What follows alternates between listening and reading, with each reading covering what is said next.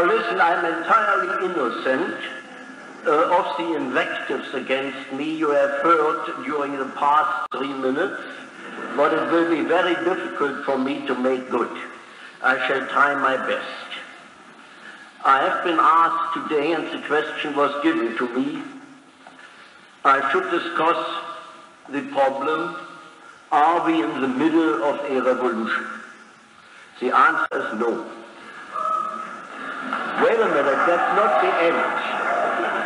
That is not the end. You know perfectly well that I know something about dialectic, and it may well turn out that the apparently negative answer turns out to be a positive one.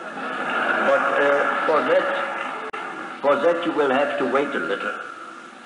Of course, if we take the word revolution, as we hear it practically daily, then we are in the middle not only of one revolution, but of dozens of revolutions. You read about a revolution in brassieres, you read a revolution in deodorants, a revolution in cheese packing, I don't know what it is. Now, I suggest that we take the word revolution a little seriously, namely meaning a fundamental change, not only in an existing society, but of an existing society, and its replacement by a qualitatively different form of society, especially in the economic and political structure, but also in the culture as a whole. If we take this as our guidance, I'm afraid we will have to admit we are by no means in the middle of such a revolution. You only have to look around. All the classical preconditions of a revolution do not seem to prevail. We have an effectively working system of government. We have a still relatively effectively working economy with a relatively high standard of living for a large part of the population. There are, of course, difficulties. We may even say serious difficulties. There is the inflation, which by now seems to be built into the system, and a constantly declining real wage level in spite of or because of the inflation. There are the increasing conflicts on an international scale because of the imperialist expansion of the United States. There is a militant student movement. There's black and brown radicalism. There is the sustained resistance in the neo-colonial third world. Now, if we look at it, we have to reformulate our question. We have to see revolution not as one event coming more or less suddenly, but as a last stage of a long process of germination, preparation, and education. And if we look at revolution this way, and I think this is the historically necessitated view, we must reformulate the initial question and ask, are the difficulties which I have just mentioned just normal forms of adjustment of a very dynamic social system, or are they definite signs of the weakening and disintegration of this system? In other words, the reformulated question is, are we in a potentially revolutionary situation? That is to say, can these oppositional antagonistic tendencies be contained within the established system, or are they prone to explode the established system? What are the criteria for deciding the question whether they are containable or whether they are sooner or later bound to explode the system itself? This is the topic I want to discuss with you tonight. And I shall begin the discussion of this question by analyzing the strengths and the prospects of the radical opposition today, which is the only authentic opposition which we have in this society. This rebellion of the militant students, the militant youth in general, the black and brown radicals, this rebellion is based on the assumption that American society is not only incapable but increasingly incapable of assuring a life of freedom and justice for all, that it is the capitalist structure of this society which makes for aggravating suppression, war, inequality, and human degradation, and that only radical change, that is a qualitatively different way of life, an essentially different economy, an essentially different total culture, with new values and institutions, can avoid the catastrophe. The first thing we have to note, if we discuss seriously this opposition, is its minoritarian character. It is indeed a small minority which is in this opposition, a small minority rejected by and isolated from the vast majority of the population. It is usually called, although I think that this connotation is a malicious fault, a privileged elite, and at the pole of the same, an underprivileged racial or national oppressed minority.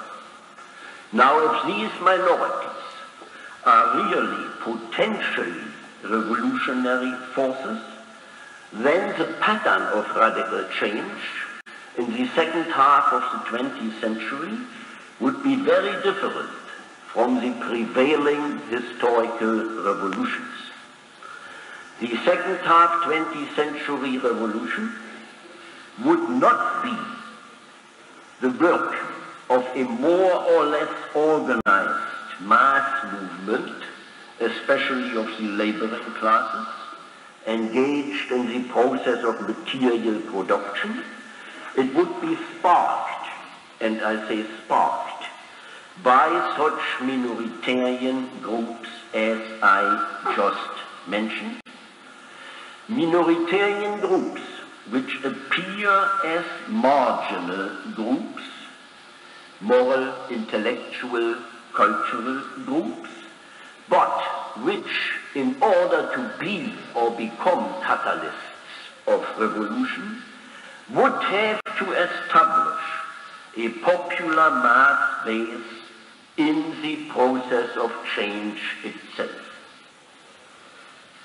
Permit me that I make here a personal remark.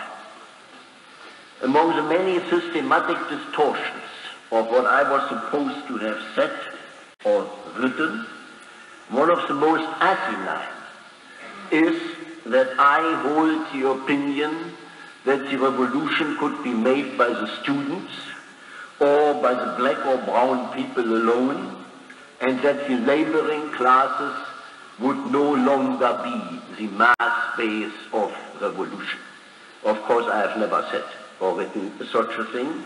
What I did say is that at present, and I stick to this conception, the vast majority of the American working class is not a revolutionary force, and that if we want to stick, and I do stick to the conception, that without a base in the working class, a revolution is impossible, we would immediately have to ask the question, what is the working class today, because we cannot simply take over the ritualized model of the 19th century working class and transfer it to the second half of the 20th century.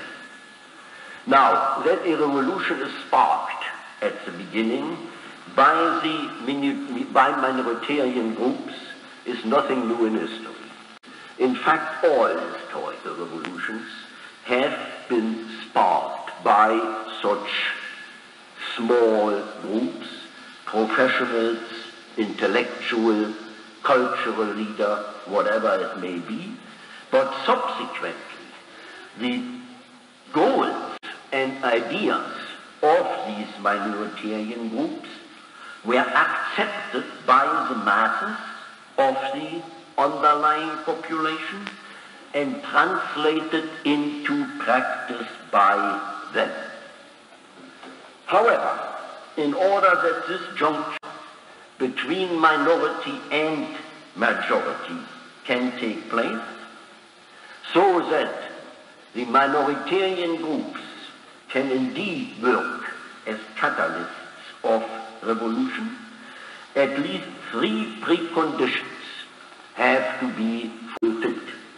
And I want to discuss with you briefly these three preconditions and then try to answer the question, are they sufficient to warrant the thesis that we are indeed in a potentially revolutionary situation? The first of these conditions, tendencies of disintegration must operate and aggravate in the basic social institutions. Secondly, the ideas and goals of the minoritarian opposition must respond positively or negatively to these tendencies of disintegration. That is to say, the opposition must reflect real possibilities and real alternatives open to society. And the third and last condition, the minoritarian groups themselves must be strategically placed in the society. Strategically placed, that means they must be holding key positions in the process of production, in the material and intellectual culture. Do these three conditions prevail in our society? If the answer is affirmative, then at least the soil for radical change is being prepared. The soil for radical change, but not more. For there is no inexorable law in history, and even a complete revolutionary situation can be defeated, can be betrayed, can be suffocated. History is full of such abortive and defeated revolutions. In other words, the counter-revolution is always there, even prior to the revolution, always there, ready to strike. And today, in our own period, this counter-revolution, a preventive counter-revolution because it is occurring before the revolution has occurred, this counter-revolution is at present being organized on an international level. The first tendency, tendencies of disintegration at the base of the existing society. A first glance at the facts seems to speak against such a thesis. We have a growing social wealth, a stable, uncontested form of government, a high level of productivity, and a relatively high standard of living, and large parts of organized labor have become one of the strongest pillars of the established system. To be sure, there are plenty of negative features. There's abject poverty in the United States, glaring inequality, racism. There's the increasing pollution of physical and mental resources, a murderous, immoral, and genocidal war in Southeast Asia, the continued repression of civil rights and liberties at home, a rising crime rate. There are the prisons and mental institutions of the system. There's institutionalized violence. But again, the question arises, cannot all this be reduced, if not eliminated, within the framework of the established system? Does one have to expect the destruction of the most productive social system in history for the risk of a total revolution? Well, there may be strong doubts about the character of this productivity and what it does to man and to the human environment. But I suggest that at least for the time being, we suspend such allegedly extraneous, unscientific, moral considerations, and instead ask the question whether it is not precisely this productivity itself and precisely the tremendous capacity of the system which comes into increasing conflict with the established institutions and with the requirements, moral and political, of the established institutions. This is, of course, a classical Marxian formulation. But I must confess that I have not yet found any compelling reason why I should refrain from using concepts which I consider as the ones which most adequately comprehend and still today comprehend the dynamic of the capitalist system. I shall therefore continue to use Marxist not formulas but concepts. Now I shall just enumerate the obvious economic and political conflicts which permeate our society, and only the most obvious ones. It is a conflict between the growing and intensified productivity of labor on the one side and the threat of technological unemployment on the other. It is a conflict between the possible conquest of scarcity and the satisfaction of human needs the world over, and continued poverty, waste, plant obsolescence on the other.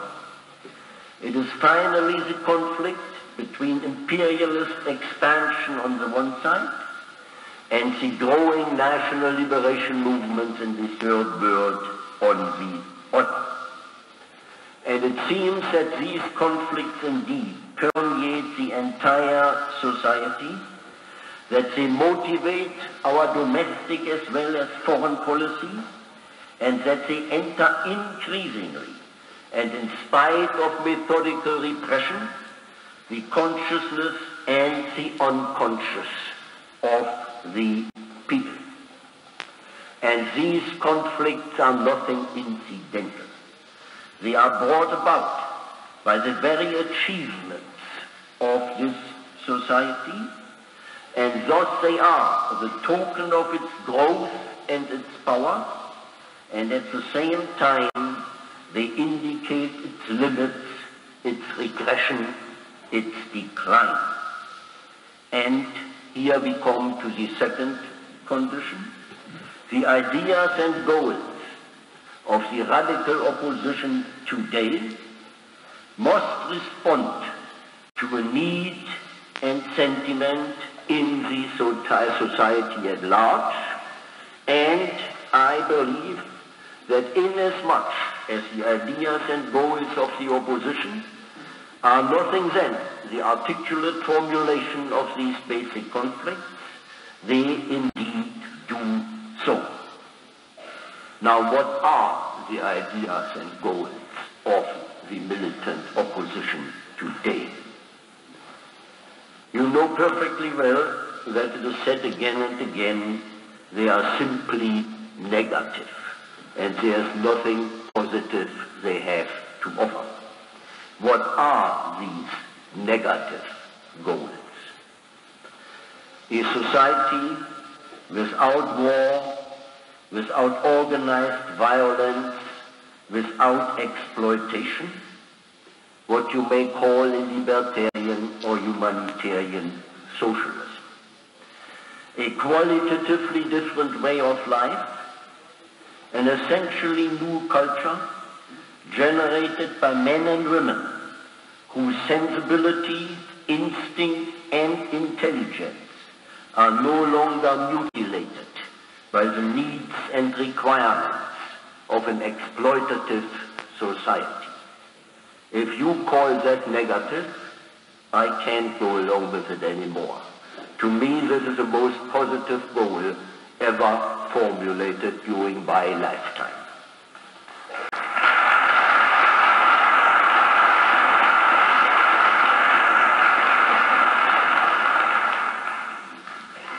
Now, while these goals and ideas are certainly not those of the masses, I believe that there is among the population as a whole a large, a heavy feeling of frustration, resentment, aggressiveness, which is rooted in the society rather than in specific private individual psychological complexes.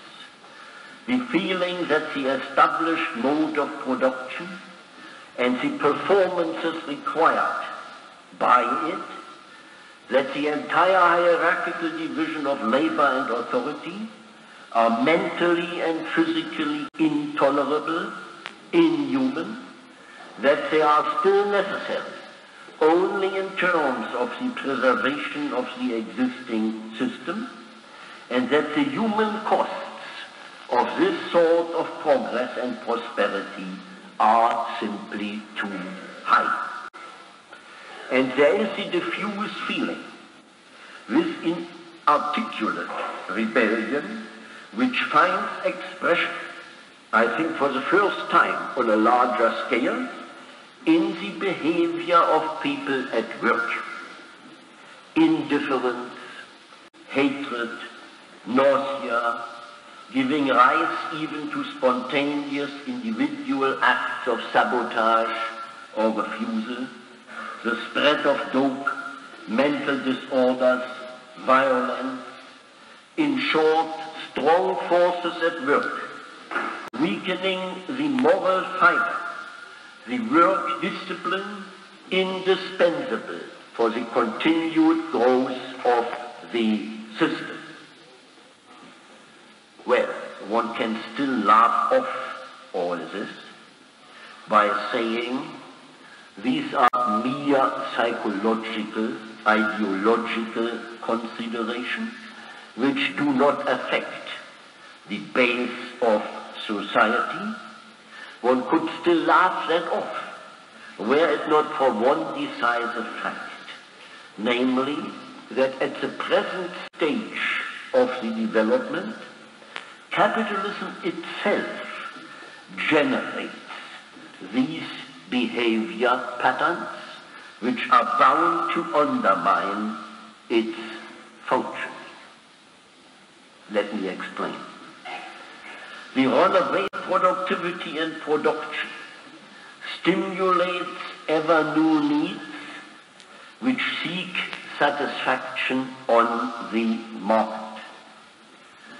spending triumphs over savings, one of the most fundamental principles of classical capitalism, namely saving for profitable investments, is being reversed in the tendency of spending, the Keynesian revolution with a vengeance. Renunciation of comfort and pleasure in favor of productive and profitable performances becomes ever more obsolete and undesirable. The consumer society eats up the producer society. Entertainment industries and all kinds of services encroach upon the so-called productive sector of society. In short, the social need for repression becomes less and less necessary. This would still be all right, would still be progress, were it not for the fact that at the same time the unequal distribution of wealth and poverty are going on, and that relaxation of these socially required repressions and inequalities would indeed be far more than a reform of the existing system. It would require a redirection of technical progress beyond the framework of the established system, that is to say, radical social change on the national as well as international level. Especially, it would require the gradual elimination of all unproductive and destructive production, first of all military production, conquest of space, and any idiocies, as long as the earth still offers much too much in order to conquer. It would mean planned production with priority on the abolition of poverty and exploitation. And precisely these measures are imaginable only within a new form of society. To sum up this brief discussion of the second condition, the ideas and goals of the minoritarian opposition indeed seem to correspond to prevailing tendencies in the society as a whole, and these tendencies point beyond the framework of the existing institutions. We still have the third condition to discuss.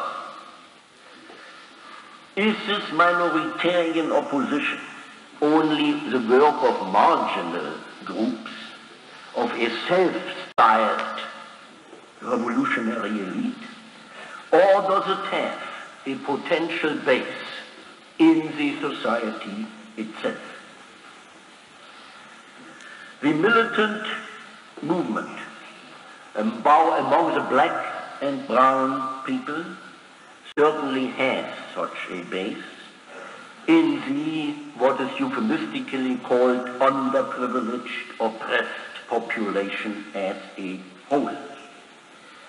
Ideologically, though not yet politically, this movement is strengthened by the national liberation movements in the Third World.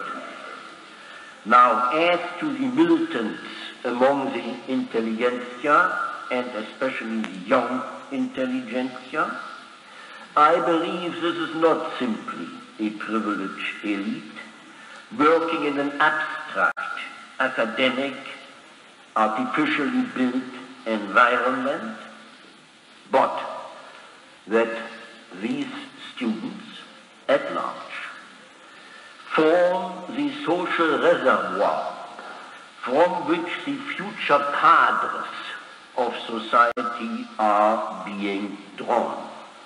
Scientists, technicians, psychologists, even sociologists become increasingly important as members of a new working class. Their importance increases parallel to the basic trend in the material production itself, namely in the productive process itself. Physical human energy is increasingly replaced by mental and intellectual energy. That is to say, the schools and universities today, far from providing a merely academic environment, are perhaps the most important and the most vulnerable spots of the existing system, and our rulers know that far better than the opposition itself, because the entire weight of the repression today falls upon the schools and universities, on the educational system. To be sure, the consciousness and the aspirations of this group, technicians, scientists, highly qualified workers, are anything but radical, anything but revolutionary, but the conflict between the liberating possibilities of science and technology on the one hand, and their miserable use on the other, may one day penetrate their consciousness and explode their good conscience. Moreover, these future cadres, too, are feeling to an increasing degree the threat of unemployment. The result, the three preconditions for radical change, I think, are given. But they are necessary but not sufficient conditions. And they are counteracted today by strong forces, especially the overwhelming power of the productive and political apparatus, the integrating, reconciling impact of growing productivity, the better life, and the still persisting isolation of the radical opposition from the masses. Note that this integration of the masses into the existing system is by no means merely a superficial and ideological one, that it has very material and rational reasons, namely the very reasonable unwillingness to sacrifice the relative security and the relative comforts today for the risk of an alternative which seems by no means realistic. And if they look at the present realization of socialism in the world, this alternative actually seems to be refuted. Because what is going on in the Soviet Union and in the Soviet orbit certainly cannot provide a better alternative. So we have here the historical clash of two rights. The right and rationality of the established system against the right and rationality of those who fight and must continue to fight for the abolition of poverty and oppression inherent in this society. At present, I believe, the force and power of the established society prevails upon those who fight it. Is there any prospect that the balance may change in favor of those who fight this society? Even a halfway adequate answer of this question would have to take into consideration the potential developments in the Third World, the potential development of the Chinese and the Cuban Revolution, and many others. I'm afraid I don't have the time to discuss it, and I hope that we can do at least part of it in the discussion. However, one idea I would like still to present. I believe that the still real compensations which this society offers today are likely to become increasingly less real and increasingly less effective. The global engagement continues to assume the form of costly military and political engagements. The national economy continues to travel the road of inflation and growing unemployment or unproductive employment, and the contrast between that which is and that which can be requires ever more intensified repression and makes for an all but schizophrenic state of existence. In other words, there is a potential, a radical potential.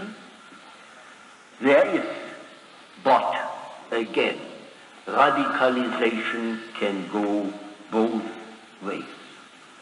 It can go toward revolution, it can go toward counter-revolution. Radicalization can go toward socialism, it can go toward fascism or neo-fascism. I believe, and we should be conscious of this, there's a strong trend toward the latter, toward the counter-revolution, toward fascism or neo-fascism. A strong trend from above. Look at the suppressive legislation passed during the last year, as well as from below. Look at the vote for Wallace at the last election. And conditions may emerge under which this country indeed may become the first country in history, as Shira put it, to establish fascism in a democratic way. Sure, in the long run, human intelligence and especially human suffering will rebel against escalating and destructive repression and start building a free and rational society. But the long run may be too late. It may be too late because the human beings may no longer be there who are capable of such undertaking, capable of their own liberation. They are still there, and they must be protected. They must be preserved. They must grow up to educate their educators, to build the precarious balance, the precarious bridge between the present and the future. I may be very old, and my eyes may not be very good, but I still see such human beings around, and mostly among the young generation, white, black, and brown, among those who reject and refuse in order to rebuild, among those who still manage to be nonconformist and radical without drugs, strange as it may seem, who are not out to destroy the schools and universities, one of the most asinine and self-defeated slogans I have ever heard in a radical strategy, but radically to restructure them and to transform them into a base for rethinking and rebuilding. You don't cut off the branch on which you are sitting, and you still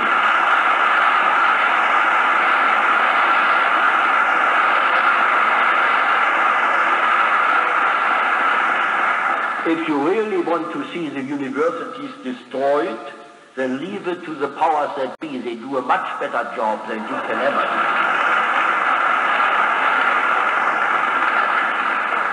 Especially in the Golden State, they are doing all right.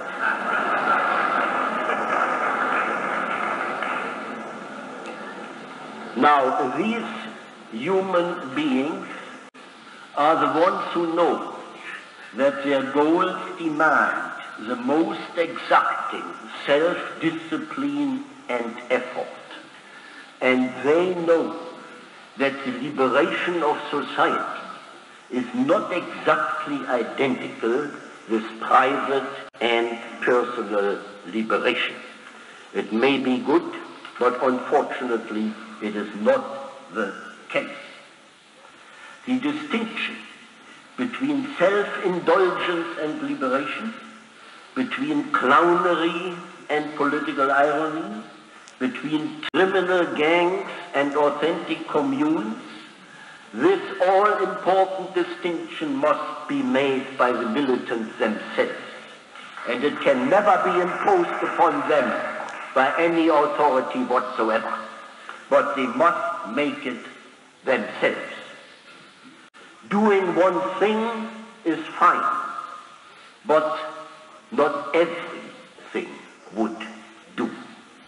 Under the counter-revolution, and we live under the counter-revolution, things are indeed getting serious. I believe that the movement, far from being in a stage of dissolution, is reaching the level of history. The work of descent, of relearning and re-educating must go on, and it must go on against overwhelming odds. It is the only hope we have today that the catastrophe can still be prevented. And by catastrophe, I do not mean nuclear war. I do believe that the two superpowers are perfectly capable to come to an agreement not to use nuclear weapons on a large scale in their own interest. So the really threatening catastrophe is perhaps not even nuclear war, but the destruction of humanity in a totally robotized, plastic, scientifically controlled barbarism. There is no necessity whatsoever that this must be happening. Again, there are no inexorable laws in history, and it is still in our will and in our intelligence to prevent the occurrence of this catastrophe.